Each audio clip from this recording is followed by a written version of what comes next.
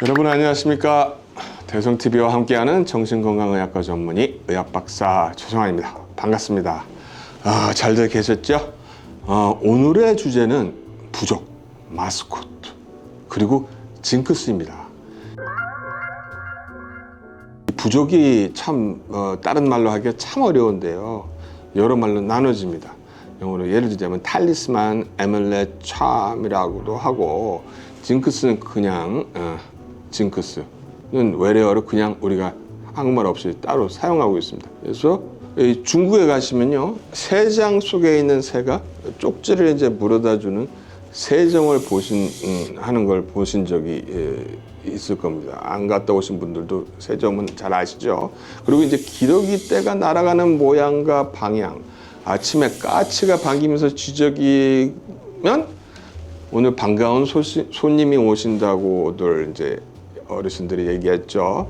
그리고 이제 그 머리 좋고 효심 많은 까마귀가 참 착한 새인데 앉아서 울면 겁이 나기도 하고, 요즘 아파트 어떤 집에는 새들이 와서 둥지를 틀어서 알을 낳기도 하는데, 이것들이 과연 좋은 징조인지 아닌지, 이제 탈리스만이라는 것은 이제 행운을 가져준다고 여겨지는 부족을 말하는데, 좀 지나간 소리로 얘기한다면 이 삼성자동차 SM6에 보시면 가끔 루너 마크를 하고 달리면서 그 뒤에 SM6라고 안 써 있고 탈리스만이라고 써 있습니다. 아주 차를 갖다가 아주 부족으로 만들어서 타고 다니시는 거죠. 행운을 가져준다고 여겨지는 부족을 탈리스만이라고 합니다. 또 에뮬렛도 있어요. 에뮬렛은 불은 애군등을 막아주는 부족이라고 합니다. 그래서 에뮬렛을 이제 호부, 신불의 힘이 숨어 있어서 제액을 면하게 해준다는 부족이죠. 몸이나 집을 지켜주고 제액을 면해준다고 하여서 문이나 벽에 붙이거나 몸에 지니고 다닌다는 것과 비슷한 것 같습니다. 그 중에서 제일 재미있는 사례는 뭐냐면은 이제 2차 대전 때 군인들이 많이 죽었어요. 그렇죠? 엄청나게 많이 죽었고 민간인 더 많이 죽었고. 여러분이 진짜 그런 전쟁터에 나간다고 생각해 보세요. 전 세계가 지금 전쟁의 소용돌이에 빠져들었던 제2차 세계대전 당시에 무서운 전쟁의 영향을 받지 않는 세상 사람은 거의 없을 정도였습니다. 지금하고는 달랐죠. 특히 직접 전쟁터로 나서야 하는 전투기나 폭격기 조종사들이 몸에 항상 지니고 다녔던 부적, 비행사로서는 조심해야 했던 금기나 터부사항 몇 가지를 소개해드리고 하겠습니다. 서양 조종사들이니까는 이렇게 유럽 사람들은 이렇게 종이에다가 우리식으로 부적 써갖고 비행기 타는 사람은 없었을 것 같고, 그러면 어떤 식으로 거기에 의존을 했을까? 항상 이제 위험에 노출되어서 불안했던 이들이 결코 과학적이라고는 보이지 않는 신비함의 능력에 의존했다는 것입니다. 그러니까 첨단 과학의 그 비행기, 폭격기, 전투기를 타고 가면서도 또 신비한 어떤 능력에 의존을 할 수밖에 없었습니다.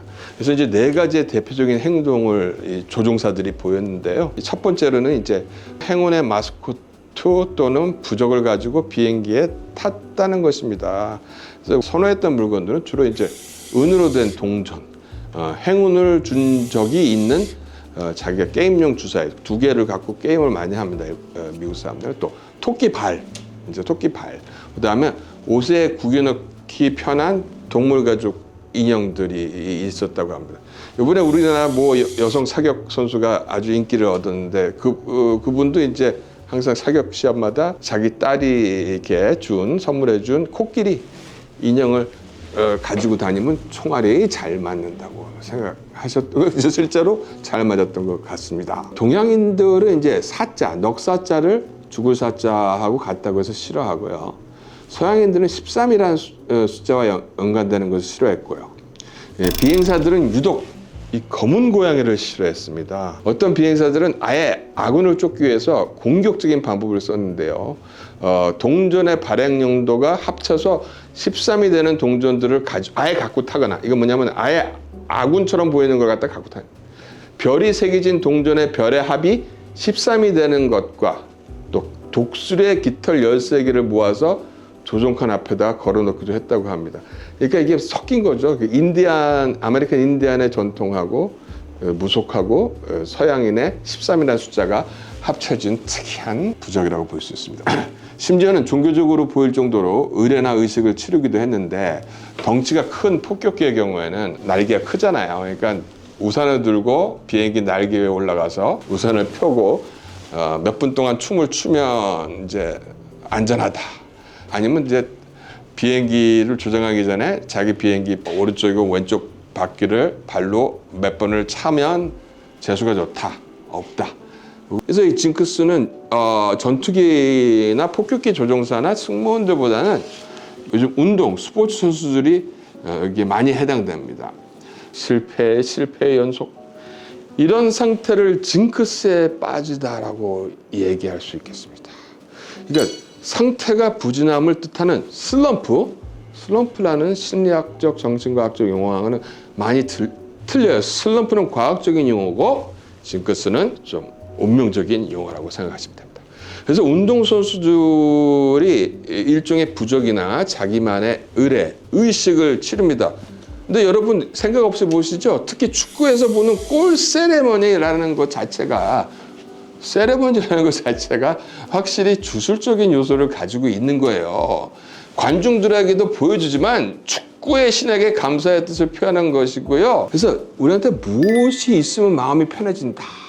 하지만 없으면 마구 불길한 쪽으로 생각을 확대하게 되고 결국은 이성까지는 아니더라도 평정심을 잃고 오히려 판단의 착오가 발생해서 진짜로 일진이 안 좋아지는 경우를 많이 보았습니다. 고로 징크스를 보이거나 일진이 안 좋아 보이더라도 당황해서 불안해지면 안 됩니다. 이러한 불길한 징조가 나타나더라도 침착해야 합니다. 앞서 그 전에 소개해드렸던 강박증 증상이 발동된 경우에는 이 불길한 기분을 제거하는데 별 비상식적인 방법을 사용해서 막 없애려고 해요. 그러면 이제 상태가 처음보다 더 악하게 만들어지는 경우가 많습니다. 그래서 오늘의 교훈은 호랑이한테 물려가도 정신만 차리면 산다는 속담이 있듯이 이를 극복하는 지혜가 필요합니다. 무슨 얘기인고, 위험한 상황이 닥치더라도 정신을 바짝 차리고 침착하게 행동하면 위기를 벗어날 수 있다는 뜻입니다. 그만큼 우리의 정신력이 중요하다는 의미이죠. 오늘 이야기는 여기까지입니다. 부적이라는 우리말에서 의외로 많은 뜻이 담겨 있다는 것을 배웠습니다.